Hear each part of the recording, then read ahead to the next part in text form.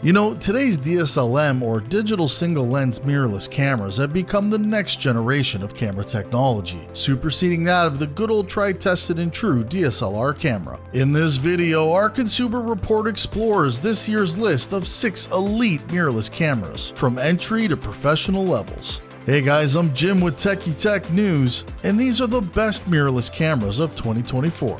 Don't worry guys, at your convenience, we've provided you with links to each of these products in the description box below. And please like, comment, and subscribe for more product review videos.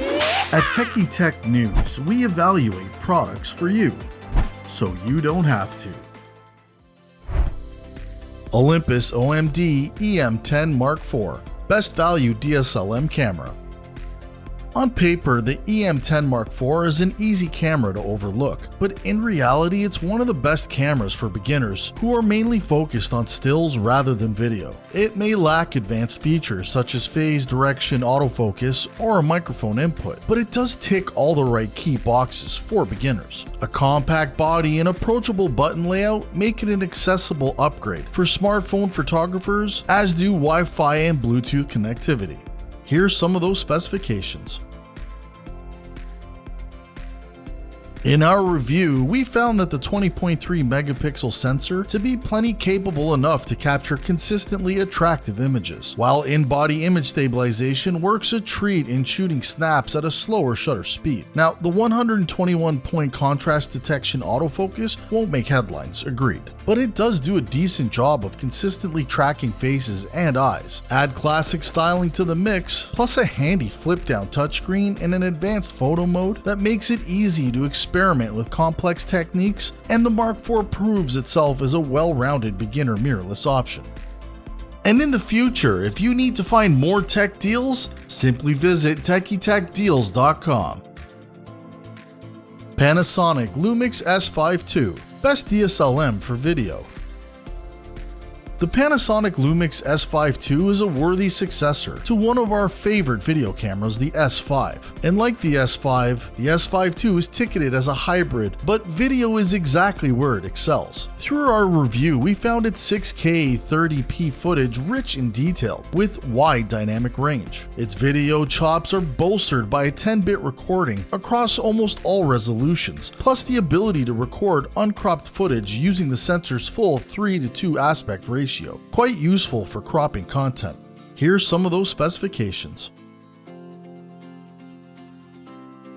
We also found it sturdy yet comfortable to handle during testing. Happily, its compact design doesn't compromise the physical controls either. The S5 II is Panasonic's first mirrorless camera with phase detection autofocus for video. Now, combined with effective image stabilization, we found it produces sharp, stable video even when shooting handheld. Although the 1.2 times crop on the 4K 60p video is, well, questionable. The Panasonic Lumix G6 is more of a travel-friendly video powerhouse with a micro four thirds sensor, while serious videographers will be drawn by the Lumix S5 IIX. Nevertheless, the S5 II is a fantastic full-frame hybrid for high-quality video.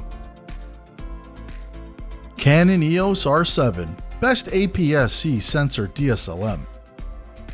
The Canon EOS R7 is like one of the camera giant's full-framed EOS R cameras, only with a smaller APS-C sensor. For the price, it's impressively powerful, particularly if you're a fan of shooting wildlife or sports scenes. That's because it boasts a 15 frames per second burst speed, or 30 frames per second if you switch it to electronic shutter. Now, in our review, we found that the EOS R7 can indeed hit these speeds, though you don't get the deep buffers found on full-frame siblings like the EOS R6, so you can't sustain those speeds for quite as long.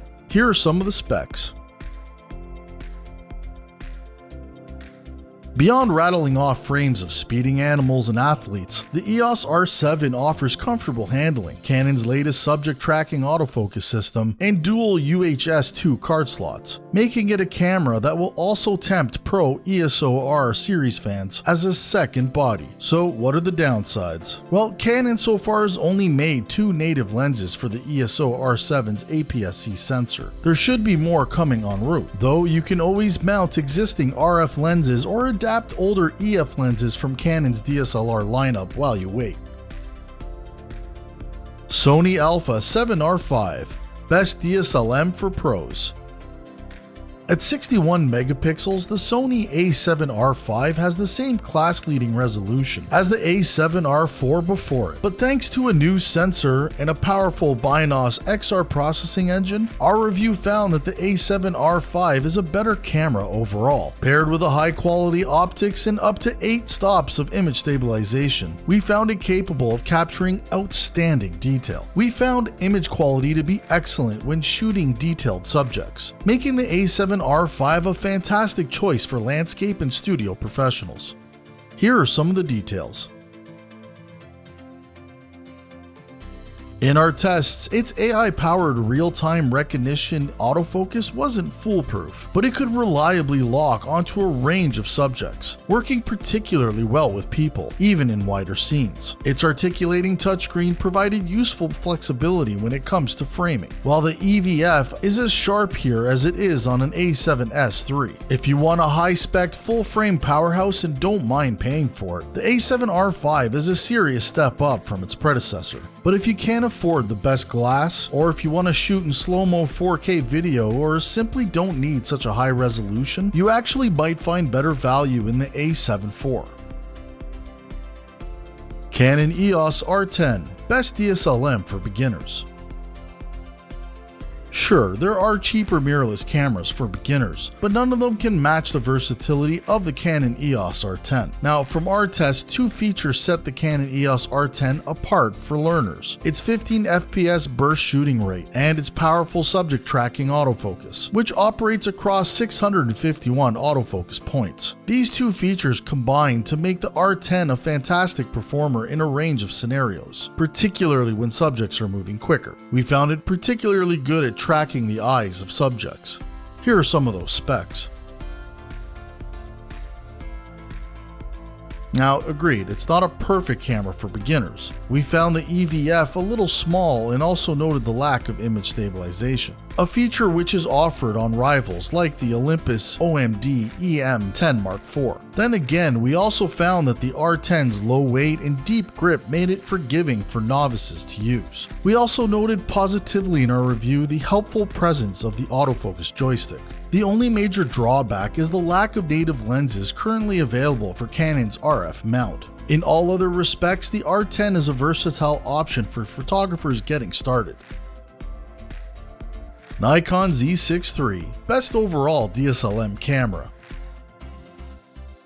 Nikon's 3rd gen Z6 III is a significant upgrade from the Z6 II, giving it an edge over rivals like the Canon EOS R6 II. It's a mid-ranged all-arounder that ticks a lot of boxes in testing. Now, you don't get the best in-class detail from its 24.5 megapixel full-frame sensor, but we did appreciate the view through its best ever EVF, rated at a whopping 5.76 million dots. Burst speeds are rapid too, with up to 60 frames per second at full resolution of JPEG.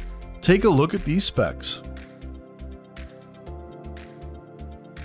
But it's the autofocus that's the real star of the show here. In our review, it's just about the best system in low light, while the latest subject detection mode proves suitably sticky. The Z6 III's video specifications also stand out here. You get 6K video with up to 60 frames in camera, with oversampled 4K RAW, plus regular 4K at 120 frames per second, and 10 times slow motion up to 240 frames in full HD. Record times are impressive too, at 120 minutes even without a cooling fan. For those of you who don't shoot video or action photography, there is an argument that the now cheaper Z6 II could serve you well for less, but the strong performance across the board makes the Z6 III a compelling hybrid, and what we think is the best overall camera in 2024. Well folks, we hope you've enjoyed this video and have learned the details that you need to make an informed decision. It's a well-reviewed list of mirrorless cameras, with one being right for you. Still, if you're unsure as which model you should choose, just comment down below and I will personally be happy to assist you. We acknowledge that everybody has their own challenges, and I would love to help problem solve them with you. And please let us know which mirrorless camera you would choose. Links to all these items are posted in the video description box below, and when you're done guys, please check out the next video.